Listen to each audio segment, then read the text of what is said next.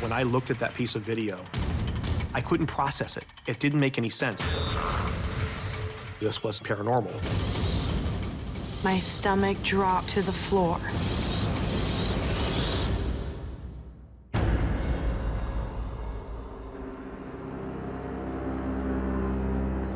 My ghost story started when strange things started happening at my office. I'm CFO for a wellness center in Colorado Springs. I started working about April of 2009. Things started happening the first 2 months I was there. I was sitting in the office, typing up a document, and I started smelling cigar smoke. I thought it was pretty strange, so I went into the hallway. The atmosphere was very heavy, and cigar smoke was even stronger than it was in the office.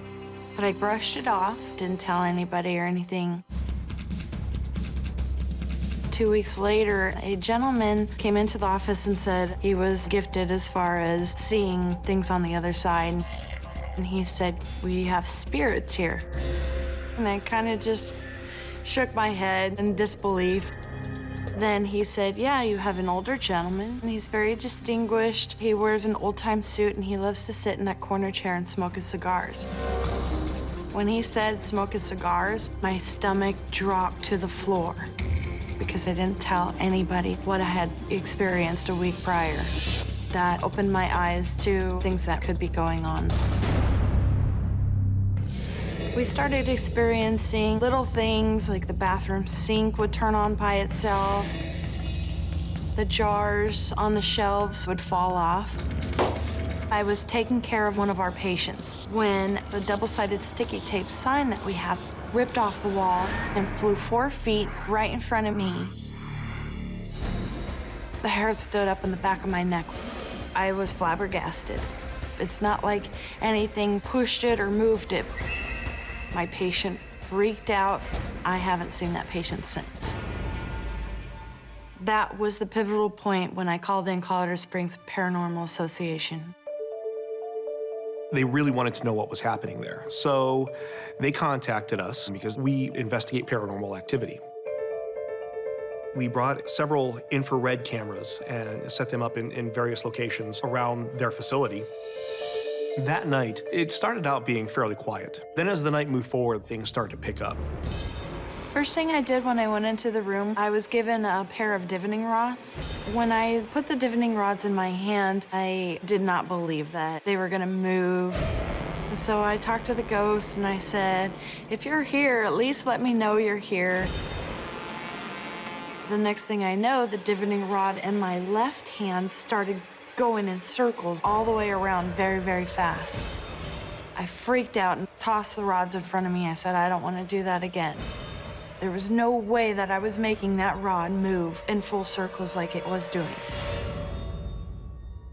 Right after that, I started sensing something behind me. It was dark and overpowering. Next thing I know, something hits me in the back. I jump up and I scream.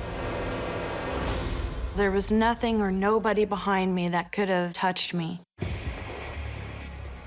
I had wandered up the stairs and into the office where my wife and another one of our investigators were seated. I noticed that my wife keeps kind of glancing to the side a little bit with her eyes. She says, "Is anybody seeing anything out here in the hallway?" She was definitely startled. She said, "What was that?" I shine my flashlight out there and I don't see anything. I knew if there was something moving out there, we would have caught it because I knew that camera was out there. When I looked at that piece of video, I was truly, truly surprised. It was the scariest thing that I've ever seen in my life. It was a dark entity that came out of the wall, spreads out a little bit, and then it immediately sucked right back into the wall. I don't know what I was expecting to see, but it wasn't that. I was completely freaked out. I started shaking. I couldn't catch my breath. I mean, it was just a big lump in my throat. I must have stood there for 15 minutes, just wind it back again, playing for me again, because I couldn't process it. It didn't make any sense. It had to be somebody's shadow. And I said, I want to check and see where everybody is. We go through the entire 8-camera system. For that hour, I could see where everybody else was on the other cameras. We were the only people on that floor in that area. So there's no way anybody could be in camera when that thing shows up. It was unexplainable.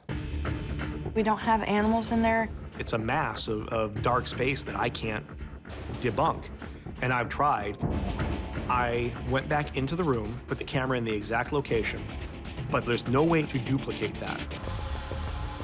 If I can't explain it with a technical glitch, and I can't explain it with any of our clothing, at that point I have to say, okay, this was something paranormal.